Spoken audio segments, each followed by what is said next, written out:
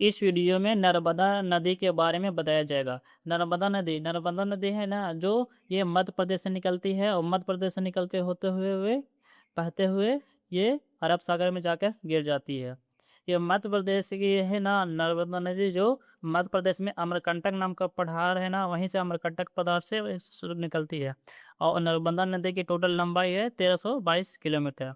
और नदी का अनदर नेम है रेवा नदी। इसको रेवा नदी के नाम से भी जाना जाता था। नदी है ना, जो फ्लो करते हैं ना, ये जो वेस्ट फ्लोइंग रिवर है, ये वेस्ट फ्लोइंग रिवर है। यानी ये ईस्ट से वेस्ट की ओर फ्लो करते हैं। ये निकलती है कहाँ से? ये मध्य प्रदेश के अमरकंटक पठार से निकलती है और होते हुए ये रिफ्ट घाटी में बहते हुए धीरे धीरे आगे इधर बे ऑफ सॉरी अरब सागर में होकर गिर जाती है। यह इसका डायरेक्शन है ना, जो ईस्ट टू वेस्ट है, ईस्ट टू वेस्ट है, यानी कि ईस्ट से पूरब से पश्चिम की ओर ये बहती है। और ये है ना नर्मदा नदी, जो विंध्य रेंज तथा सतपुरा रेंज के बीच में बहती है। नॉर्थ में है विंध्य रेंज, नॉर्थ में है नर्मदा के नॉर्थ में कौन है? विंध्य रेंज। तथा साउथ में है सतपुरा रेंज। और इन्हीं दोनों के बीच में बहती है। और नर्मदा नदी है ना, जो एक रिफ्ट वैली में बहती है। रिफ्ट वैली है रिवर है, यानी कि ये दोनों दिन पहाड़ों से घिरा हुआ है। नॉर्थ की ओर है विंध्यन रेंज और साउथ की ओर है सतपुरा रेंज। तो दोनों ने देने से ये रिफ्ट वैली में बहती है, जिसकी वजह से ये रिफ्ट वैली रिवर कहलाती है। नर्मदा नदी है जो मध्य प्रदेश में शुरू होती है, फिर महाराष्ट्र में जाती है, फिर गुजरात में जाती है, इस तरह से जाकर अरब सागर में गिर जाती है। नर्मदा रिवर है ना, जो मध्य प्रदेश से अमरकंटक पठार से निकलती है और और ये वेस्ट को फ्लो करते हुए महाराष्ट्र और गुजरात में जाती है, फिर अरब सागर में जाकर गिर जाती है। नर्मदा नदी का जो गल्फ ऑफ खम्बात है ना, उसी में अपना मौत यानी कि अपना जो मुहाना बनाती है। अपना मुहाना कहाँ बनाती है? गल्फ ऑफ खम्बात में, और जो कि अरब सागर के बीच में, अरब सागर में है। और नर्मदा नदी है ना, जो ये एस्चुरी बनाती है, ये डेल्टा नहीं बनाती है। ये जितने भी बे ऑफ बंगाल में गिरने वाली नदियां हैं ना, वो सब डेल्टा बनाती है। और जितने भी अरब सागर में गिरने वाली नदियां हैं ना, सब एस्चुरी बनाती है। इसलिए नर्मदा नदी भी अरब सागर में गिरती है, जिसलिए नर्मदा नदी है जो एस्चुरी बनाती है।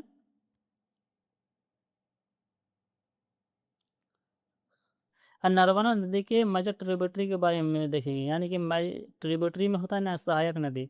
जैसे हम नर्मदा नदी के सहायक नदी है बोरनेल बोहार रिवर, बंजर रिवर, शेर रिवर, सकर रिवर, दूधी रिवर, तावा रिवर। तावा रिवर है ना, जो नर्मदा की लॉन्गेस्ट सबसे लार्जेस्ट ट्रिब्यूटरी है नर्मदा की।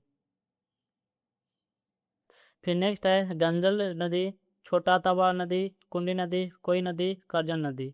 ये सब नर्मदा की सहायक नदी हैं। ये सब लेफ्ट बैंक ट्रिब्यूटरी है। फिर राइट बैंक ट्रिब्यूटरी है नर्मदा की हीरा नदी, पन्ना नदी, कोलर नदी, ओरसांग नदी, चोरल नदी, मैन नदी, उरी नदी, हथनी नदी, सुक्ता नदी। ये जितने हैं ना, जो राइट बैंक ट्रिब्यूटरी है, यानी कि सहायक नदी है। और फेमस प्रसिद्ध वाटरफॉल देखेंगे नर्मदा नदी पर। नर्मदा नदी पर दो फेमस प्रसिद्ध वाटरफॉल है। वाटरफॉल में से होता है झरना। ये एक में है धुआंधार फॉल्स और दूसरा है कपिलधारा फॉल। ये दोनों फॉल्स वाटरफॉल है ना, जो नर्मदा नदी पर बनती हैं। नर्मदा नदी पर मेजर डैम बना हुआ है, जैसे में सरदार सरोवर डैम, ये गुजरात में बना हुआ है। इंदिरा सागर डैम मध्य प्रदेश में बना हुआ है। ओमकारेश्वर डैम मध्य प्रदेश में बना हुआ है। बरगी डैम मध्य प्रदेश में। तो तथा महेश्वर डैम भी मध्य प्रदेश में। ये 5 डैम है ना, जो नर्मदा नदी पर बना हुआ है। और एक पिलग्रिम साइट है। पिलग्रिम साइट है ना, एक ओमकारेश्वर ज्योतिर्लिंग है ना, जो ये नर्मदा नदी पर के साइड पर एक पिलग्रिम साइट है, यानी कि नर्मदा नदी के किनारे एक ओमकेश्वर नाम का ज्योतिर्लिंग है स्थित है। ये नर्मदा नदी है, ये मध्य प्रदेश के अमरकंटक पठार से निकलती है और मध्य प्रदेश से बहते हुए वेस्ट फ्लो करते हुए ये जाती है अरब सागर में मिल जाती है। गुजरात होकर उस करते हुए अरब सागर में जाके मिल जाती है। ये है अमरकंटक पठार, ये यहाँ से निकलती है और ये फॉलो करते हुए, ये फॉलो करते करते ये ऊपर में विंध्य रेंज है और नीचे है सतपुरा। ऊपर में विंध्य रेंज और नीचे सतपुरा रेंज। और विंध्य और सतपुरा रेंज के ही ये रिफ्ट वैली में बहते हुए ये अरब सागर में गिर जाती है। देयरफॉर नर्मदा रिवर है ना जी, ये एक रिफ्ट वैली नदी है भी।